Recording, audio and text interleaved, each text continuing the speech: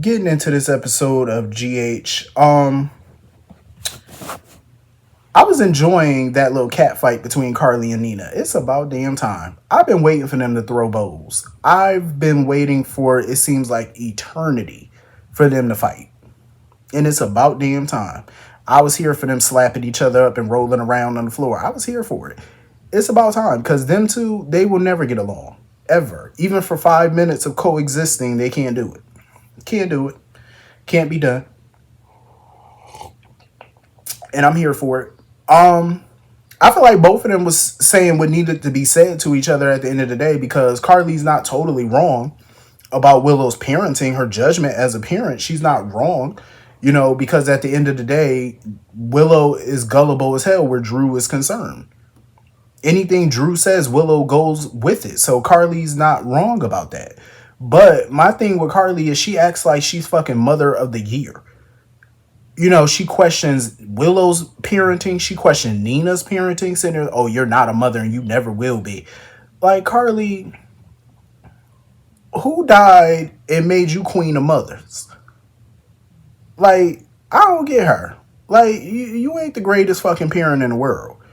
You know what I'm saying? And she needs to stop walking around like, oh, this person don't deserve to be a parent. Then what the hell are you? What do you deserve? Like, how are you questioning other people's parenting skills like yours is so damn perfect? Like, go on somewhere with that nonsense. That's the thing that annoys me with Carly. Like, she swear as a parent she does no wrong. Like, every decision she's made over the years have been the right one. It's been the correct one. And we all know it hasn't. Like, come on now. Come on now. Um, but that's just how Carly acts. She acts like she's the superior parent. Everybody else is beneath her. Um, her and Nina, it's always gonna explode every time they're around each other. So I'm not surprised by that. But like I said, a lot of what Carly was saying about Willow was true. It was. She wasn't wrong about it per se. Um, it was funny though when Jocelyn had to break up their fight. But Carly looks at everything like this. Oh, if I do nothing, Michael will lose custody of his kids. Did she ever stop to think that if she got involved, he could still lose? Because your actions could still get him to lose custody of them children. She doesn't see it that way. She just thinks that if she doesn't jump into action, then she'll lose. Like, come on. And it's so funny because she sits there and tells Nina, "Oh, you treat Willow like she's your friend instead of your daughter, like you don't parent her or whatever." I'm like, first of all, her daughter's a grown ass woman. She treats her as such. You know what I'm saying? She's treating her as the grown ass woman that she is. Unlike Carly, who treats Michael like he's 5 years old. Every time Michael gets into a situation, Carly feels like she has to get involved. Every time. Every single time. And that's a fool's move. Like, let that man be a man. That's why I like Sonny and Jason's approach to it. Because their approach is super different. Will they get involved if need be? Sure. They may get involved, but they don't get involved to the extent that Carly gets involved. Like, they rather sit back and let Michael make the decisions, or they rather go to Michael and make those, you know what I'm saying? And hear his side of things and see what he wants to do. Carly, no, she just has to come up with her own plans and do her own thing, and that's where shit goes left. Um, just like Sonny, like he went to Willow and tried to talk her down from the custody situation and see if she could at least postpone the hearing. That's all he asked her to do. He didn't ask her to drop anything, nothing. He just said, "Listen, can you please just postpone it until Michael can come back and speak for himself personally?" That's all Sonny asked her to do. And at first she wasn't on board with it, but he was wearing her down because at the end of the day, a custody battle is not good for anybody. So he wore her down. She was getting ready to say yes until Nina walked her ass up in there with her little red face, talking about how Carly's psychotic and she hit her. I'm like, ma'am, you hit her first. You started it. You shouldn't have put hands on her. And you wouldn't have had a bruise on your face. You slapped her down first.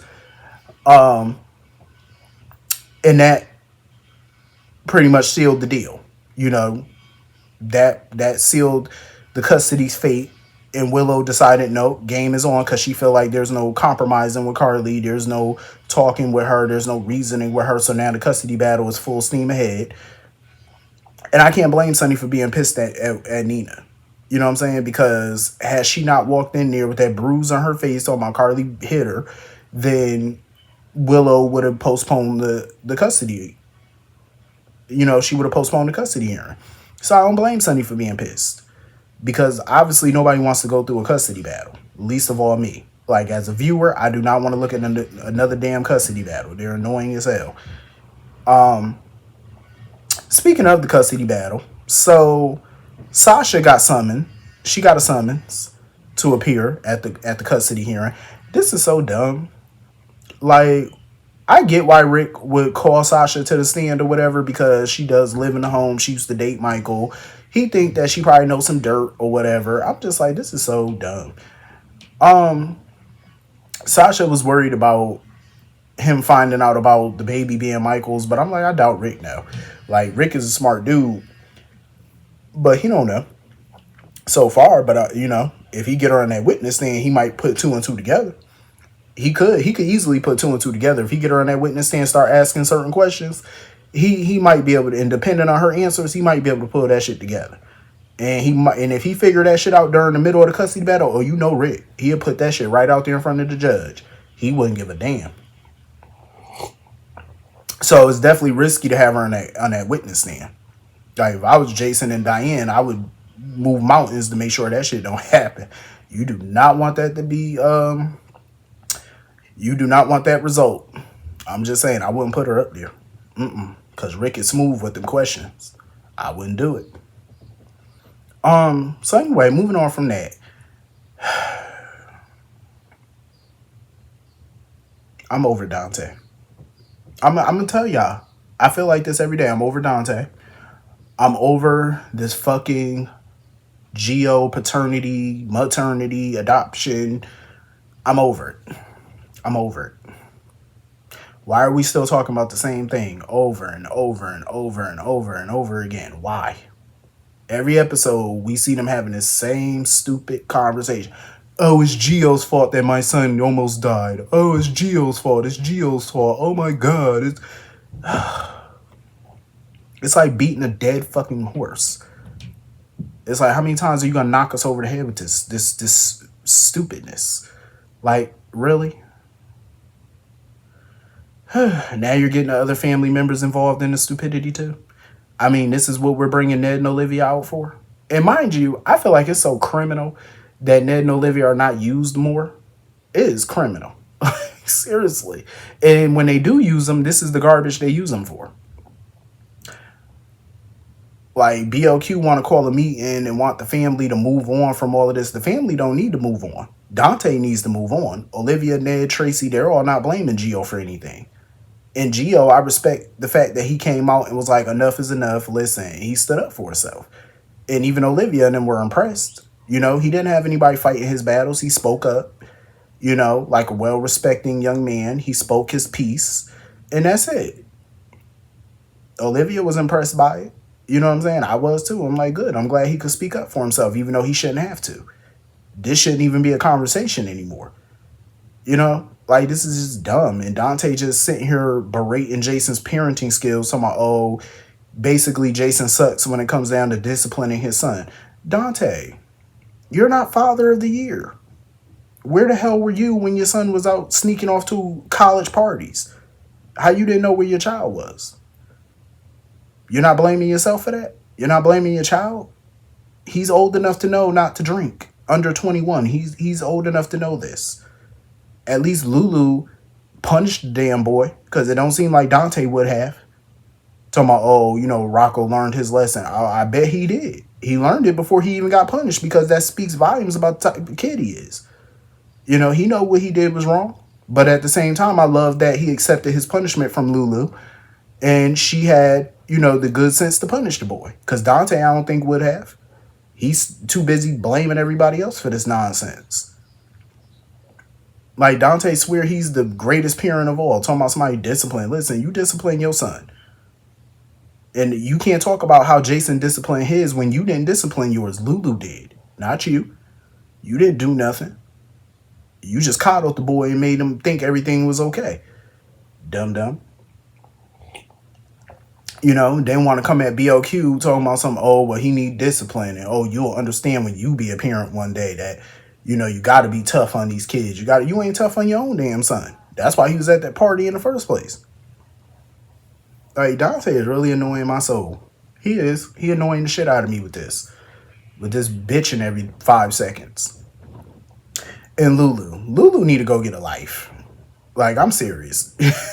She is a sad case. Like, I respect the journalistic work that she doing, even though it's not really for her career. This is more for her own personal reasons. But I give it to her. As a journalist, she be getting to it.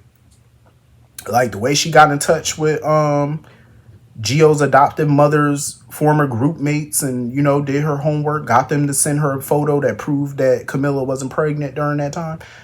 Lulu was on it.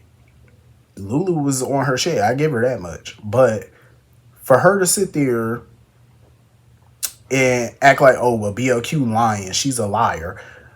She's so sure that BLQ knew who Gio was without any proof that she knew. Prove that she knew that. Since you're such a smart journalist, prove it. Shouldn't you want all the facts first before you start going in? Like, Lulu is ridiculous. She need to go get a hobby.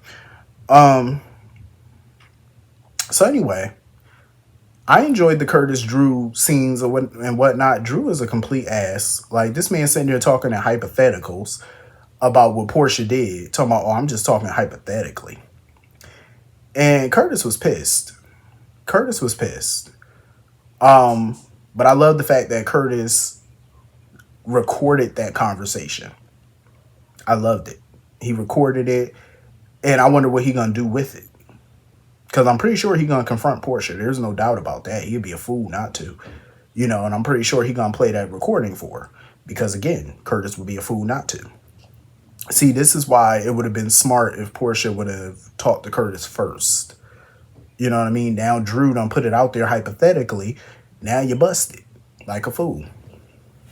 And so now Drew wants to sit there and call Mac talking about something. Oh, I remember who drugged me. I'm like, oh, God. He's about to throw your wife under the bus. And I'm pretty sure Nina probably going with her. Unless he decides to spare Nina and put it all on Portia.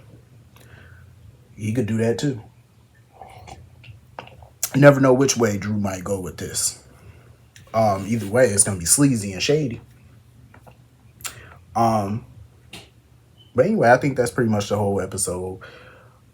Hit the comment section. Let me know what you all thought. And I will see you all later. Peace.